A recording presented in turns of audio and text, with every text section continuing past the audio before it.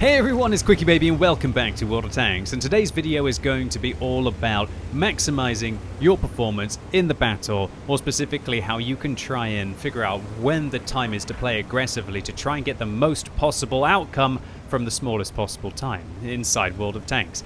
This is, today you see me playing on my free-to-play account. This is my Plays for Free account, an account which I've never spent a penny, a cent on, whatever you want to be calling it. I've never used any bonus codes that I would be able to get from my position as a community contributor. It's an account which I will never spend anything on, and I'm seeing what I can get from the account.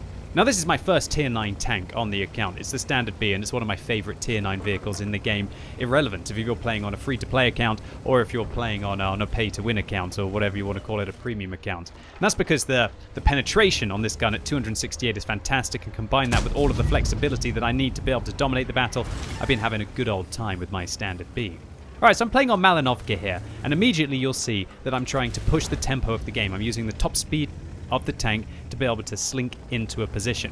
I'm using the fact that there are no light tanks on the enemy team to my advantage. If there are no light tanks, that means there's nobody who's going to be spotting aggressively. I'm basically the fastest tank inside this game, so why not try and perform that light tank role inside my medium tank?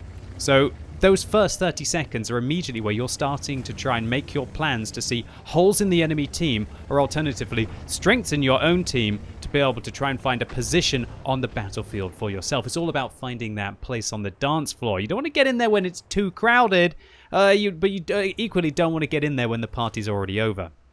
So by seeing on Malinovka, which has got to be either the best, if not the second best light tank map, that there are no light tanks, I've decided to play that role for myself. And by doing that, I'm going to be getting half of the experience that I would be getting if I was damaging the tanks myself. Because in World of Tanks, if you're spotting, you share the experience with the person that you're spotting for. And if you're the only one spotting, if you do 600 spotting, that's the equivalent as if you had done 300 damage to the target with regards to pure experience outcome. And I guess for credits as well. Now, if you're trying to get marks of excellence, then I believe you either have to focus on tracking or spotting, and it's the greater of the two that get added to your damage. It's never something that I've really been focused on inside World of Tanks, but it's something that I still feel that I would try and get naturally through winning the battle, or alternatively, as long as it comes through winning the battle is what I'm trying to say. So by trying to focus on spotting here, it will help my marks of excellence, it will help my credits, it will help my experience income. But I'm not going to care whether it's spotting or it's tracking, because, again, I'm trying to play to just win the battle or try to maximize my performance inside it.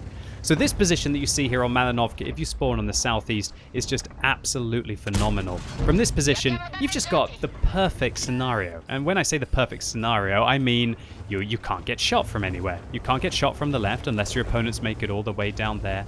Unless you peer over the ridge, you're not going to get shot in any other position apart from this bush here. And you get nice easy shots against your opponents as they make their way on top of the hill when they're going to be trying to face your heavy tanks to try and protect themselves from the frontal engagement. And so when we combine all of these things together, this position is just absolutely wild when we take into account that you can also slinky up into this position and get inside those bushes. Now be careful, because the only way to counter this position is the position that the Type 61 is on the enemy team. Oh, I just love this standard B. Oh, standard rounds through the side of the Jagdpanzer 100, shutting down the tier 10 German tank destroyer.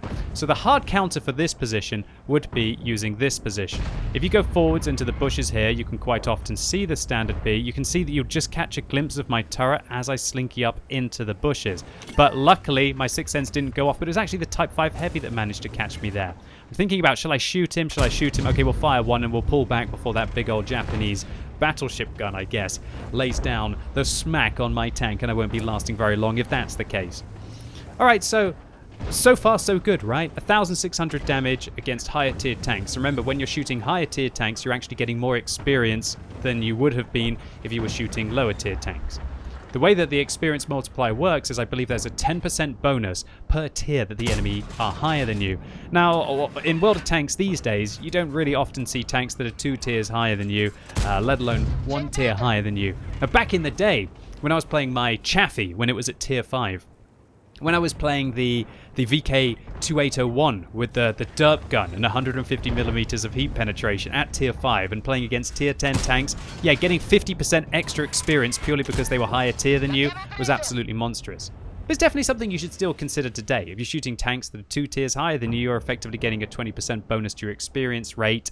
And that might help you with ace tankers, or alternatively if you're trying to unlock modules on a tank, or just trying to quest towards your first tier 10 tank on your free-to-play account. It can all go a long way, just these little things. Alright, so right now, there's nobody on top of the hill, so I can afford to be more aggressive. I know that the Type 61 has most likely pulled back behind that bush because I'm not getting spotted making my way into the bushes here. And just the amount of spotting that we're getting, 5,300, this would be the equivalent of, I guess, like a 2,600 damage game so far, even a 2,800 damage, sorry, a 4,800 damage game so far. And the spotting against the higher tier tanks as well, definitely beneficial for me. So this is a key moment of the battle, alright? The battle is won. It's very unlikely the enemies are ever going to be able to defend when they're outnumbered, and we've got a lot of hit points, as we can see on a bunch of our vehicles. And so right now, the last thing that you want to do is try and be passive and save your hit points. You want to be active. You want to try and turn your 8,000 combined game, which is what I have now, hopefully into a 10 or even an 11,000 combined game. You can't take your hit points with you. If I die now, all that happens is I lose a few credits. I've probably got about another 10,000 credits of repairs if I get fully destroyed. But let's see how much we can bump ourselves up. We're now already at 3,000 damage. We get 400 spotting. We're going from 5,300, and let's see what happens right at the end of the game with this final push. Up to 6,000, 7,000 spotting. Hopefully my radio operator keeps telling the enemy where telling my team where the enemy's positions are. Up to 7,300. Will there be a little bit more? Come on, somebody hit the gorilla with the last shot. Another 361 possibly for me. Maybe not. We'll have to take a look in the post-game stats exactly what our impact will be with regards to the spotting, because sometimes the dial that you see here doesn't quite work out. So this was turning what could have been a very average game inside a matchup like this, where maybe I would have thought, if I wanted to play a little bit more carefully, to make my way into a position like this and sit in this bush. And this was all because I spotted at the start of the game that the enemy were very low on vision. Now, I'll be very happy to sit in this bush if there are lots of light tanks, because quite often light tanks will try to jostle for the early positions here. You can use these bushes to counter them and to put some pressure on them. Also, sometimes light tanks will love to make their way down here and try and get forwards into a position underneath you here. However, because there were no light tanks, I took my chance. I didn't get spotted. I knew once I reached here that I was unspotted, that I could easily make my way down the slope into the bush.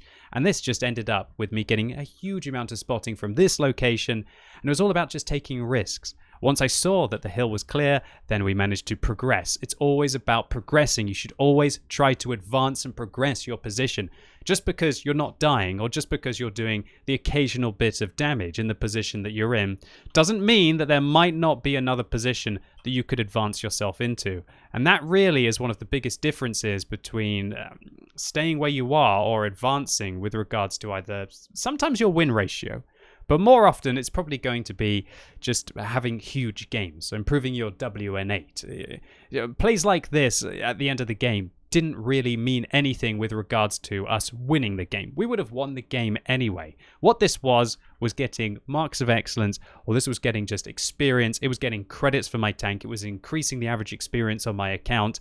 It was knowing when is the time to make the push to be able to get the most that you can from the battle and to maximize your performance in it. And when you start to notice that maybe misbalances in the way that the teams are set up on either side at the start of the battle, and then continue to always try to advance your position and know when the battle is most likely already won, and then you push in aggressively, the outcomes can be truly tremendous. It doesn't matter that this is my free-to-play account. It doesn't matter that I wasn't using premium consumables or that my crew is the most skilled. We still managed to get 11,500 combined in just under 7 minutes of my lifetime inside this game. We spotted 12 out of 15 of the enemy tanks. We also finished on top of damage in this round as well, even in a +1 matchup. And as we can clearly see here, without the premium account, that of course I can't have on this account unless I'm playing during some kind of special event, we still make 30,000 credits profit, even with our death at the end of the game. And so I'm really hoping that this video is useful to those of you who often ask,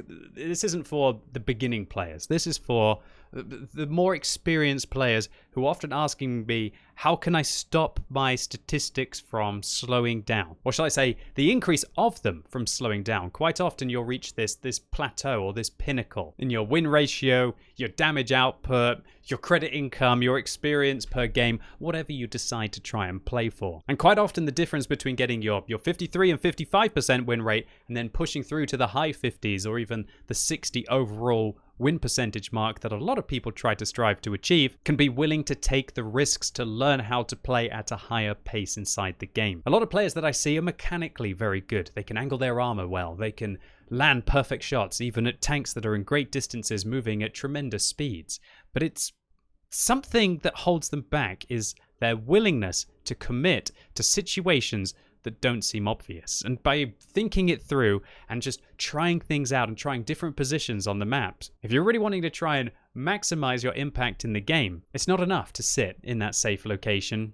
You've really got to try and think at least a little bit outside the box. Don't be afraid to take risks, but also when they don't work out, at least immediately in a single battle, try it again a couple of times. Try it maybe 3 times, but if it keeps happening to you again and again and again, definitely take a step back and realize that it's probably not just lightning striking twice in the same place. Anyway, ladies and gents, boys and girls, that's it for today. Hopefully you enjoyed this video. If you did, give it a thumbs up, but if you hated it, give it a thumbs down. And if you're watching this video as it's released on Sunday, it's time for a very special tech treat showcase right now on twitch.tv/QuickyBaby. I'm currently in San Diego attending TwitchCon, and today will be my final stream from the event. And so come along right now for a very special stream. It's not every day that you get to go to the USA, and so I'm going to be showing off some good old American tanks. And so I'm really looking forward to seeing as many of you as possible right now on twitch.tv/QuickyBaby. And as always, thank you so much for watching. You've been epic, and hopefully I'll see you soon.